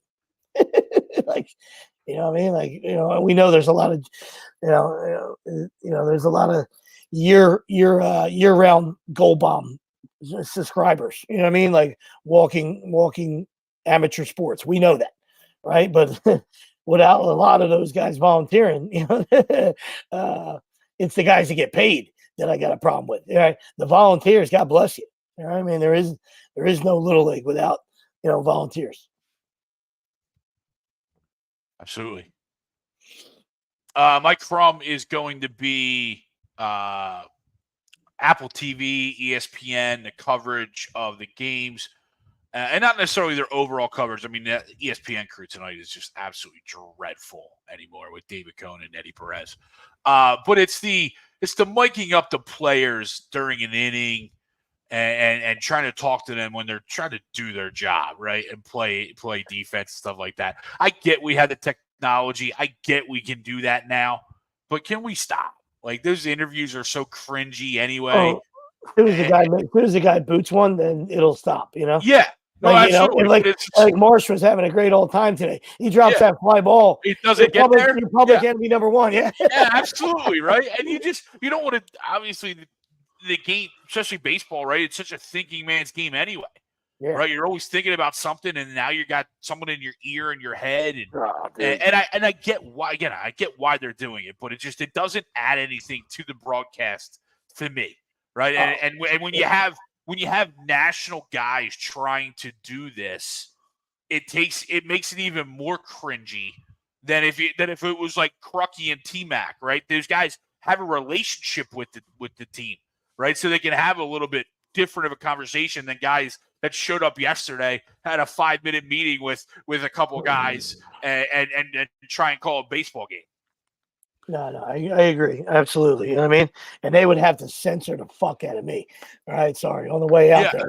On the way out, I just dropped one for good measure because, I mean, as I'm running, I'd be like, shit, I got to get this motherfucker.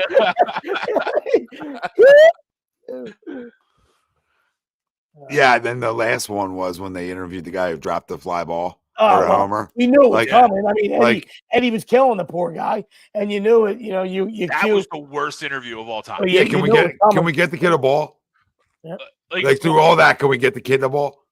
Like we can't. Like through all that of questions, we didn't supply the kid with a baseball. Yeah, you didn't get a baseball. Like, that's all my issue with the whole thing. Like, all right, you went on this whole dog and pony show about it, right? Guy felt terrible for dropping it for his kid, and then you don't get the kid a baseball. Yeah. Like, what did I miss here? Yeah, I didn't see that. That's what. And once the answers, like the first couple of answers are like 3-word answers, like just get all right, cool, thanks. We're here. See ya. Yeah. He's nervous. he's not made for TV. Not made for TV. That's fine. Not everybody is. No, absolutely. Like 3 weeks ago, the Dodgers guy was a star. Star. It was about 4 weeks. I think it was 3 or 4 weeks ago. The Dodgers guy was a star. He was sitting. You guys. I don't know if you guys missed that. He brings a ball with him. So he's sitting there. He got a sneaky ball with him, in case he catches one, so he doesn't get booed. So sure enough, he had a little spare tire in his pocket, caught one, fucking pocketed that bad boy, threw the $5 Dick's plastic ball on the field. Place went nuts. Everybody saw the switcheroo. Then they got to interview him, of course. because, Coney, the same guy that fucking took his dick out in the bullpen, right? Was whacking off in 1986. Sorry, sponsors. That's what, that's Dave Cone. That's a guy that landed on his feet, just in case anybody wondered. David Cone, played with his flesh pirate in the bullpen. Freaking animal, right? This guy, but now he's got a career out of this. But anyway, everybody saw the switcheroo. They interviewed that guy, and it was a great interview. You know what I mean? Because he was talking about his wife and being let out or something. It was a funny interview. Just like you said, quick 3 minutes, but it was you could tell that was a guy that you put a microphone in front of. The guy tonight was like, all right, dude, let's go. Get him. All right. Maybe we shouldn't have walked all the way out here. Yeah, I dropped the ball. And I hear you, Bill. The whole Suns team, period. I mean, you got 3 stars. You know what I mean? So I didn't see that he didn't dab up his coach. I just know that they're crumbs. I know the West is loaded, but in a day and age of super teams, I mean, you got 3 stars, and what a disappointment the Suns were. Oh, it's great. See you, Bill. Later, Billy. What up, Don? Well, you showed up more than Tobias did, Donnie. Where the fuck you been, Don? Look at Dan Campbell. Hanging out with Dan Campbell. Guy shows up at midnight. Yeah, guy's on Central Time. Donnie. Good stuff. All right, boys. Yeah, great stuff. Good stuff. 2 hours. 2 hours. Sorry, Don. Watch the replay. Get a little instant replay in you, Don. Yeah. Before we head out of here, though, 48 votes on the poll, 91 or 81% agree, 19% disagree. Boom haters. That's what it is. We had 48 votes. We had 48 votes, but only 27 likes. That's not good. You only said 2. Yeah, you only said 2 more. Yeah, just 2 more, just 20. Yeah, didn't say 30. Yeah, 30. If you're going to vote, drop a like. I mean, how hard is it? I mean, I don't know anything about social media, but cheese and crackers. I feel like you're in there. I feel like you're in the swimming pool. I mean, what are you doing? There. Water's warm. Yeah, you already jumped in. I mean, go to the deep end. Take a little stroll down the deep end. Swim a little. Get your hair wet. Absolutely. All right, boys. Great shit. Always. Agree to disagree. HUD Radio brought to you by See you next year, Will. See you next year, buddy. Yeah, see you next year. Maybe we'll change days. We'll change days for Will's. Sunday. He's a Sunday guy. He's a free Willie on Sundays. He works all week. Nobody else does. Yeah, tell us that. Tell us he works all week. Thanks, Brian. We'll see when work's done. We'll see you on your vacation time. That's when we fit in for you. All right. We love you. Yeah, we do. I hate you at times and I love you. Where how does the pendulum swing? Yes. The scales of justice. I think guys, that's Greg Milakovic. I'm Tom Arnone. Everybody out there, we love you. We thank you. Brought to you by our doc. Make him yours, Dr. Paul Vidal. Go check him out. Best in the business. Located Burlington, Cherry Hill, New Jersey. Or right there on the web, specializedphysicaltherapy.com. See you next Sunday. Hit the like, subscribe. Make sure you're following on the way out.